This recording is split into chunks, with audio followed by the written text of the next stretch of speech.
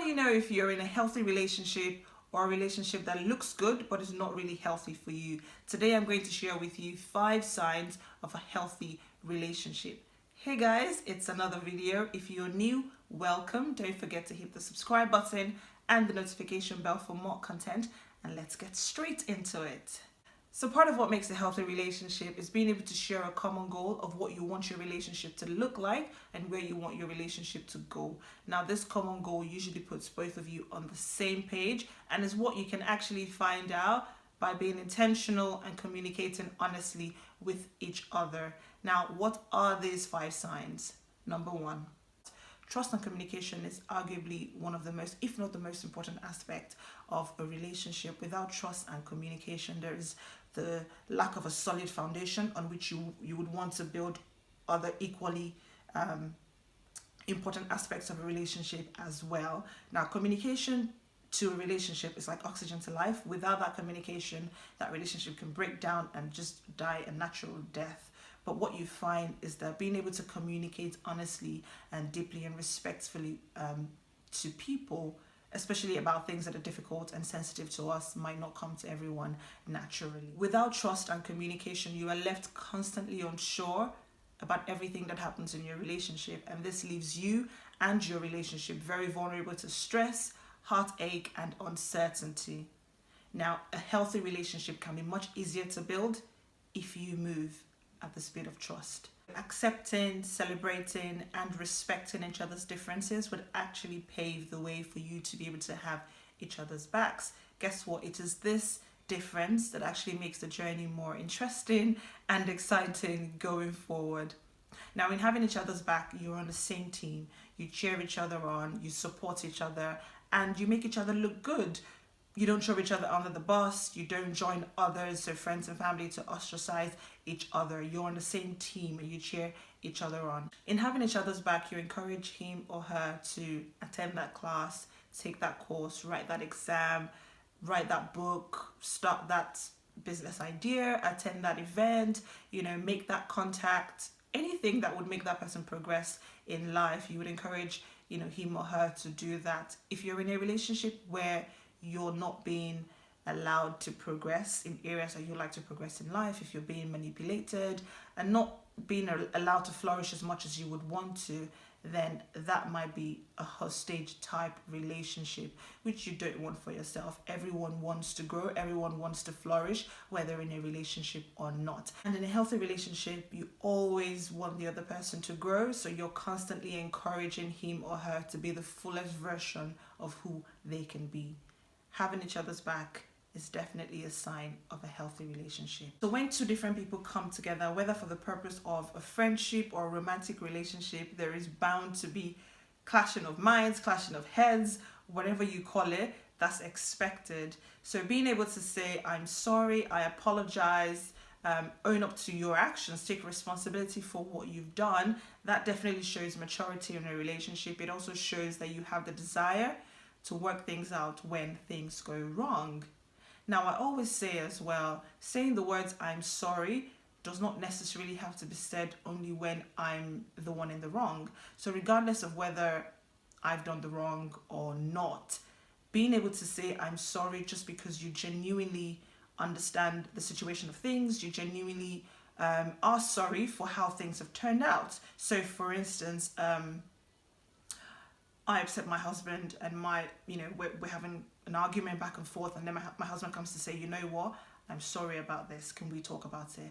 Instantly, I know I'm the one in the wrong. I know I'm the one that should be apologizing, but I haven't. So me hearing the words I'm sorry from him would sort of make me put my guards down and be like, okay, what are you sorry for? I'm the one that should be sorry. So that word I'm sorry coming from him alone sort of makes me understand that, right, he must be sorry for how things have turned out. We don't really want to fight. We don't really want to have a conflict. So yeah, I'm putting my guard down.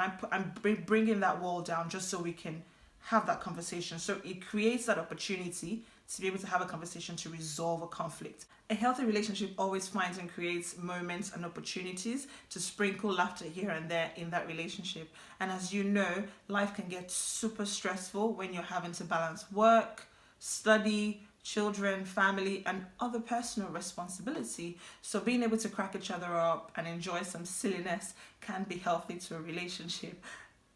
For example, myself and my husband were weighing ourselves one time. So I got on a scale, and just as soon as I got on it, the scale said error. My husband laughed. He laughed so hard. And in that split second, I was torn between finding it funny, being upset that he's laughing at me, feeling embarrassed, knowing that I had put on a bit of weight at the time. But I don't know what happened. I don't know how I did it. I was very much aware that I had put on weight at the time, but I could have chosen to be upset that he was laughing at me, or just plain embarrassed because he was cracking on about this. I mean, who wants to get on a scale and the scale says error? I actually can't believe that happened to me, but we still laugh about it today. So he still reminds me constantly, like, oh, you remember when you got on a scale and the scale said error? So because of that, sometimes I'm a bit like, I don't really want to get on a scale because I don't want to know my weight. Yeah, I don't want another error episode. I'm not interested. I mean, that's enough for me. Who wants to see that? I really don't care. Once was enough for me. So just being able to create that moment together, being able to share that laughter together, you never can tell. That could actually reduce the tension that either of you might be feeling. These moments that you're creating are moments that you can always flash back to, moments that you can always remind yourself about, and sharing another laughter again. So being able to sprinkle laughter here and there, enjoy this laughter together, create this fun moments together is a sign of a healthy relationship.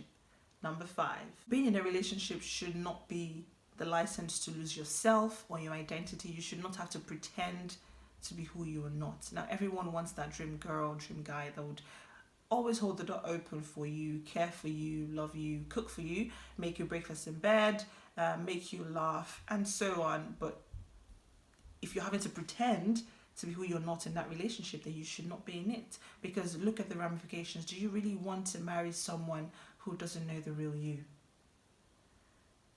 I don't think so. You don't have to be afraid of someone else accepting you for who you truly are. You should also not refine yourself temporarily for anyone.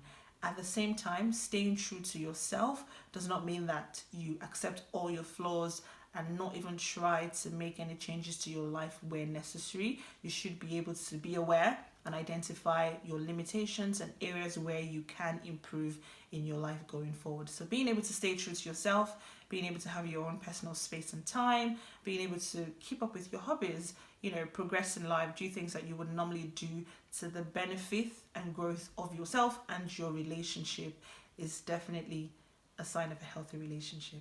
With all of these signs, consistency is key. So if you're consistent and intentional in seeking growth in the right direction, then these signs can very much improve the health of any relationship. So let me know in the comments what makes a healthy relationship to you. You can also check out my blog to read up on other signs of healthy and unhealthy relationships. If you're not subscribed to this channel yet, please go ahead and hit the subscribe button if you'd like to know more about building and experiencing intentional and long-lasting relationships. Don't forget to like, share, and drop a comment in the comment section. Thank you guys for watching, and I'll see you soon.